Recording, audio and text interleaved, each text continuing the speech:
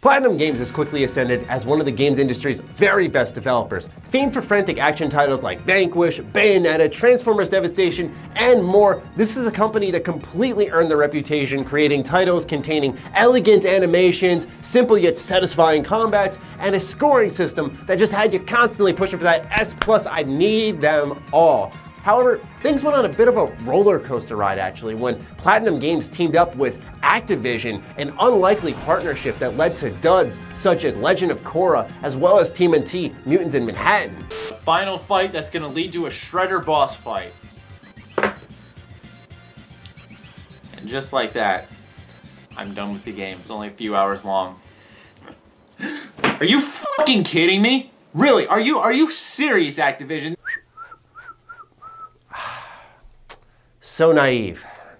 So silly. Platinum also dropped the ball on other games like Star Fox Zero and the highly anticipated exclusive with Microsoft, Scalebound. Suffice to say, Platinum Games was in critical condition. A success or a failure could determine the fate of the illustrious company. However, hope came about in a way that I don't think anybody could truly have expected. Yoko Taro stumbled in with an idea for a sequel to the oft-referred-to cult classic Nier, a game that hadn't seen an entry since 2010 unless you're accounting for some references and secret endings in Drakengard. This was a series that seemed to be dead and gone and just beloved by a very niche group of gamers. However, things were about to change when Platinum Games stepped into the mix. Shockingly, this black-hearted sequel was exactly what Platinum Games needed, as it was reported in May of 2019 by Square Enix that Nier Automata, the sequel to the original Nier, had reached 4+ million units sold, which is insane once again given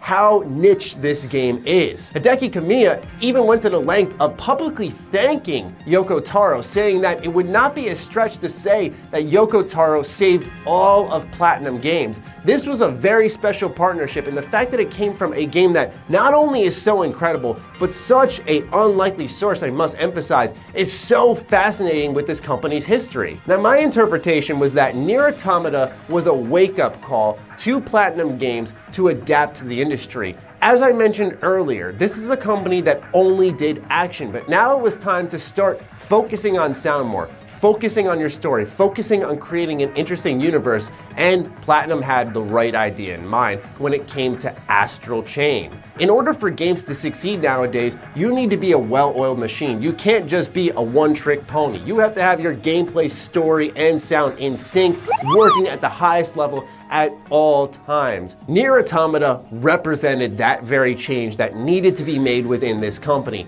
Now rejuvenated, Platinum Games hit their stride moving forward, and it has led to one of the very best original IPs to hit the Nintendo Switch.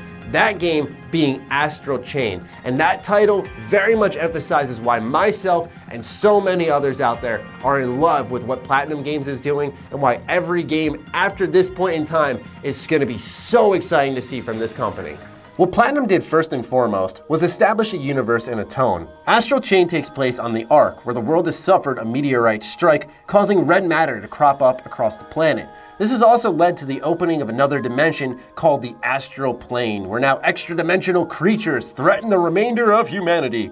Because of this, Neuron is formed to take on what are referred to as Chimera, using their own personally controlled Chimera, referred to as Legions. It sounds a little confusing at first, but I promise it all smooths out. You are a member of Neuron, pretty much super cops, alongside your sister or brother, depending on which gender you pick at the start of the game when you're customizing your character. This general framework helps set things up, and I was surprised at how deep things were in this universe. There were tons of logs stored away in databanks to read, character bios to dig into, locations to learn, and more. This is when I noted the true takeaways from creating a game alongside Yoko Taro. As I sifted through log after log, I realized this isn't the loosely stitched together narrative that previous Platinum titles tossed into the wind. There was a sense of care and determination in each bit of writing. Don't get me wrong, it's not some storytelling masterpiece, but it's a massive improvement, absolutely gigantic from what we've typically seen from them. There were tropes and cliches that were intentionally avoided, and twists delivered in the later chapters that, I'll be honest, I didn't really see coming.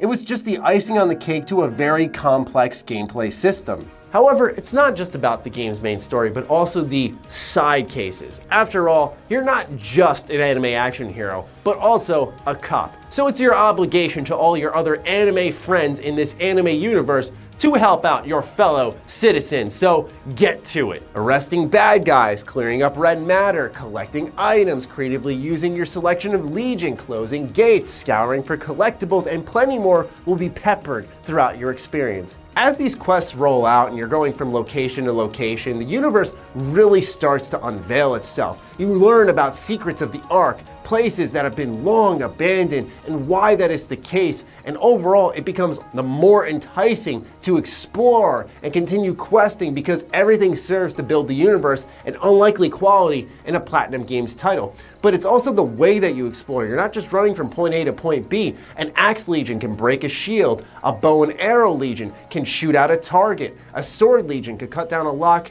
and so on. Because of this constant connection of interaction, questing, exploring, and so on, it leads to one of Astro Chain's very best strengths. I did mention a strong gameplay system, and while I love Nier Automata to bits, this is absolutely the best combat Platinum has ever made in its company's history. It starts off with your trio of weapons to cycle through, those being the baton, pistol, and a great sword, we'll call it, each mixing and matching with your batch of legions that you can cycle through as well. There are 5 legions to pick from, being the sword, bow and arrow, beast, arm, and axe legions. Each of the combos in this game change based off what weapon you have equipped and what legion you're pairing it with. Some work together better than others, but you can make combinations for different situations. Using the arrow and gun paired together may be best for you on aerial enemies if dodging and getting aggressive by pulling yourself in using your Astro Chain aren't your thing. The great sword and axe combined together to hit extremely hard are perfect for those beefy boss-like enemies. The thrill of discoverability and expansion through your creativity is exactly what Platinum needed to do, rather than resorting to standard combos of switching between a light attack, a heavy attack, and slow motion dodging, because let's be honest, most combat systems they've created are just that. Adding to the combat is a type of attack called sync attacks, where during combos there will be a flash of blue that you can time with a trigger press for extra AoE damage and style, plus a giant cool looking explosion. What keeps this from getting redundant is the number of opportunities and ways there are to activate these attacks. It can be activated by calling in your legion, scoring a perfect dodge, pulling yourself to the enemy, recovering from being hit and bouncing back into the action. Because of this, you're always paying attention to the combat system, not only because of combo complexity, weapon variety, switching up legion, but also to make sure you can maximize the amount of damage you're landing on tons of enemies surrounding you. And in the late game and some of the end game missions, the combat can get a little bit tough, so you definitely want to be paying attention for these sync attacks. It's sheer insanity, and this doesn't account for the upgrading that's also in the game. Yes, you can level up your legion, giving them access to new moves, as well as buffing their attack and defense. Furthermore, you can spend points to give them abilities. These can be things such as the hit shot, which unleashes a furious combo, auto bind, which wraps up an area of enemies for you, a blue shield, which is only exclusive to the Axe Legion, allowing you to take a couple of hits before you actually get stunned, and so on. Combine all of this with fantastic enemy variety in the air and on the ground, making you creatively use the chain attached to your legion, and then the aforementioned combos. Good grief, man. Like I said, it is insane. The grading system is forgiving in what I'd call the right ways, but I can understand some having gripes with it. You don't get punished for having your enemies hit you or dropping combos, but rather all you can accomplish in a combat session. I like it because it encouraged me to constantly change weapons and legion, using all my abilities, and getting as crafty as possible, making combat consistently fun. I don't view it as a gameplay system where it's you make your own fun, because it is inherently fun with the mechanics built into it, but to get the most out of it in the terms of ratings, you do want to force yourself to experiment at the very least. Now, the game may not be perfect. You do have some camera issues from time to time. There is a slow part in the story here or there, but ultimately, I don't think this has ever diminished or ruined the experience I was having with Astro Chain.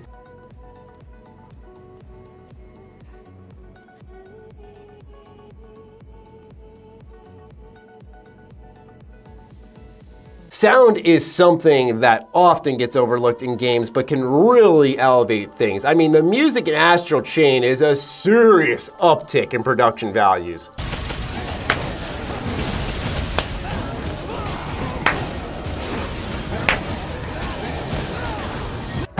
Outside of Nier Automata, I personally felt Bayonetta was the only series that hit the right mixing together of beautiful vocals and foot-tapping beats. Let's just say the second we entered the Neuron HQ, my head started nodding, and it did not stop. Couple times I got up and danced, couldn't really help myself. It felt like with this soundtrack they dropped the idea of chasing a theme like, oh, it's cyberpunk style, so everything we need to do has to sound and feel cyberpunk, and directly went for what matched the tone of that very moment. Or in the case of, like I said, the Neuron HQ, just saying, hey, this sounds good, let's put this in here. To an even greater surprise, the voice acting didn't make use of a lot of the same voices we tend to hear in English dubs, trying out some experienced but not as popular talent. And I feel this is to the benefit of the game because as far as I'm concerned, I can only hear the same cast so many times before I get tired of it and I can't connect with the characters. This gave this game a fair shot, and I'm sure it was to cut down some of their budget, which is totally understandable, but at the same time, it really worked out in the game's favor.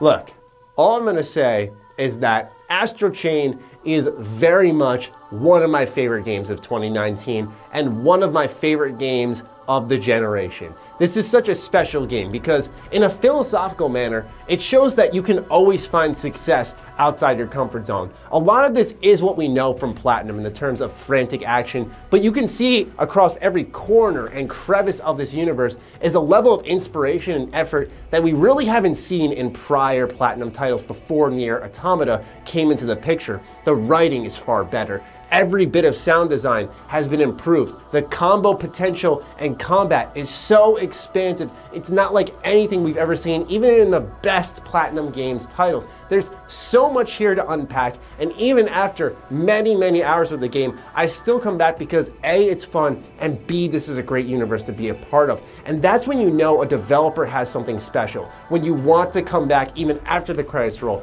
even after you're like me and your job is to talk about these games where sometimes you get tired of it, that you just want to come back to it. That's when you know a developer has succeeded in pulling you in because it's not only an interesting game universe-wise, but also a fun game. We always forget in these conversations where we critique and break games down that they're meant to be fun. Platinum Games manages to straddle that line ever so elegantly, and because of that, they create some of the very best games of this generation as far as I'm concerned. So thank you, Platinum Games, for making yet another incredible game, one of my very favorite titles, Astro Chain. And that will do it for me, ladies and gentlemen. This is a game you should absolutely give a look if you have yet to. It's worth owning a Switch for. Obviously, with all the exclusives, the Switch is worth picking up at this point in time and its continued third-party support.